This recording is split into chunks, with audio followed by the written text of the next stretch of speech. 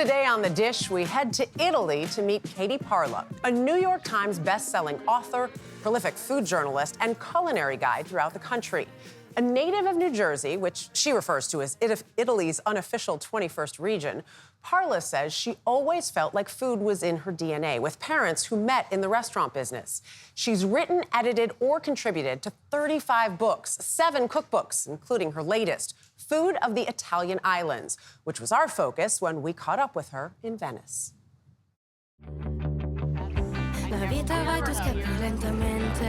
This is silly, right? This is where you live. This is insane. You live, I'm working today. This is unbelievable. It's bizarre. Yeah, yeah. I mean, magical. Look, we're gonna see the Bridge of Sighs. The Grand Canal's up ahead.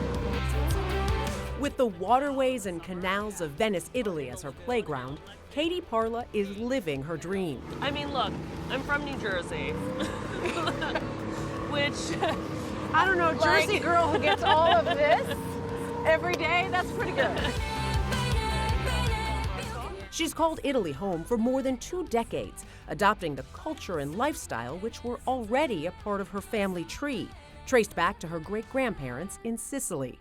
As for Katie, she'll never forget the first time she stepped foot in her ancestral homeland as a 16-year-old visiting Rome.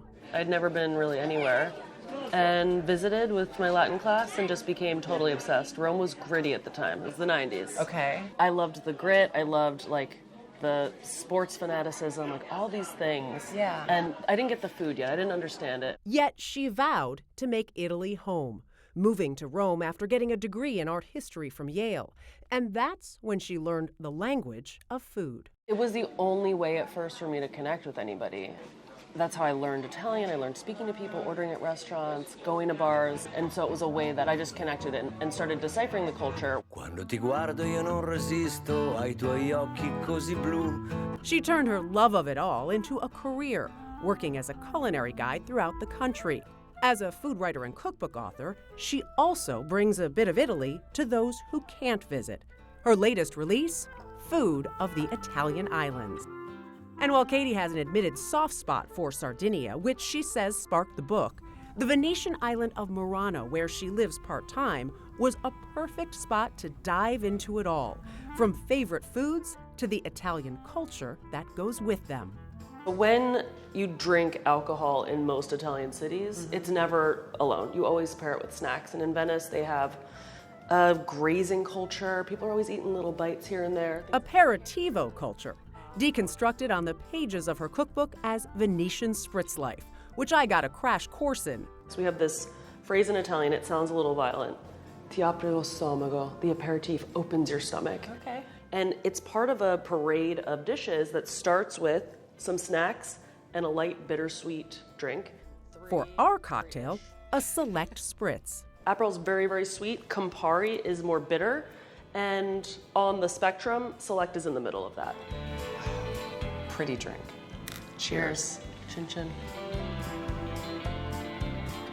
And there was no shortage of food.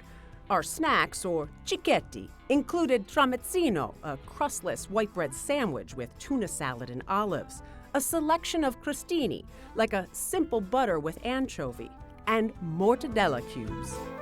Mortadella is one of the many lunch meats of Italy, and what I really like about adding a pickled pepper or a pearled onion is that it gives a little acidity to cut the fat. Katie's knowledge surrounding food goes well beyond just its preparation, earning a graduate degree in Italian gastronomic culture.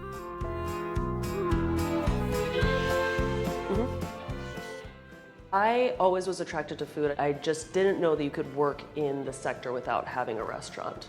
And I randomly saw an ad for a master's in Italian food history at the University of Rome, and I was like, that's perfect. Right.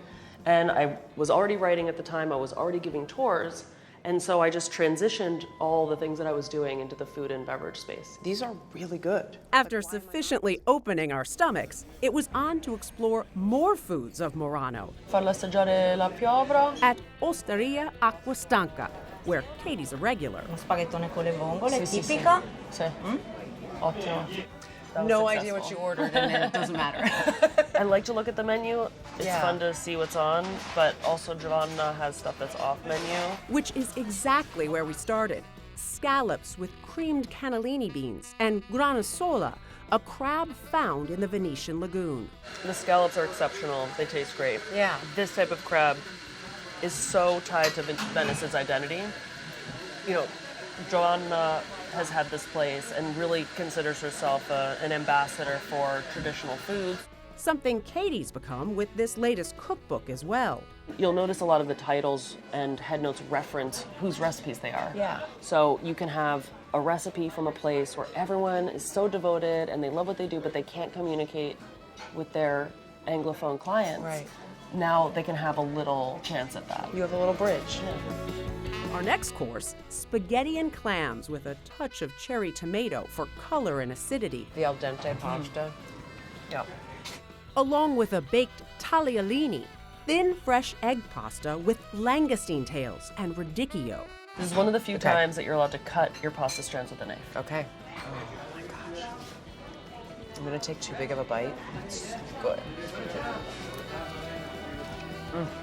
Finisce tutto troppo in fretta, in questa vita così lenta. The richness of the fat in that is amazing. So good. That's freaking amazing. I know. This is like.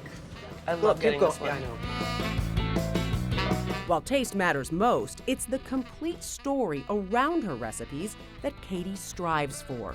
My goal is to get people to talk about food and to cook food. Yeah. And so the way that I've learned to do it is to hit it from a lot of different angles.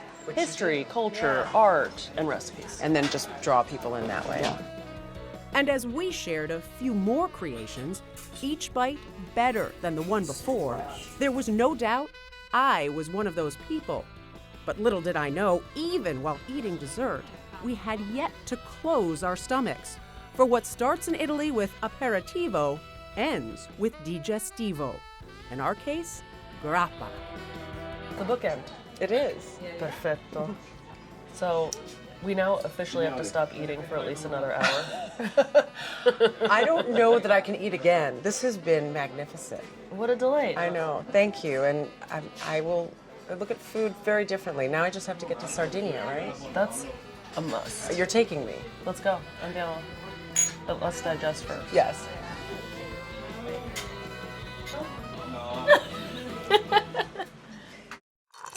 So I adored Katie. One thing I couldn't even fit into this piece, she self-published this cookbook. Wow. And she now has started Parla Publishing to help other chefs, authors, whoever, to publish their own books about food because she knows this process.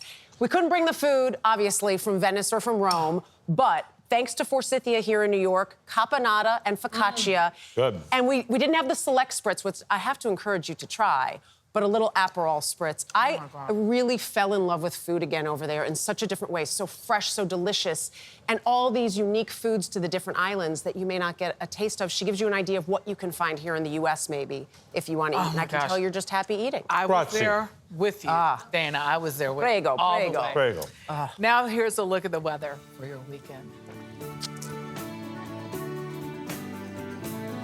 They got cars big as bars, they got rivers of gold. But the windows right through you, it's no place for the old. When you first took my hand on a cold Christmas Eve, you promised me Broadway was waiting for me. You were handsome. You were pretty queen of New York City. He was the voice behind a Christmas classic and many other hits. We will remember an icon of Irish rock who had a worldwide following next. You're watching CBS Saturday Morning.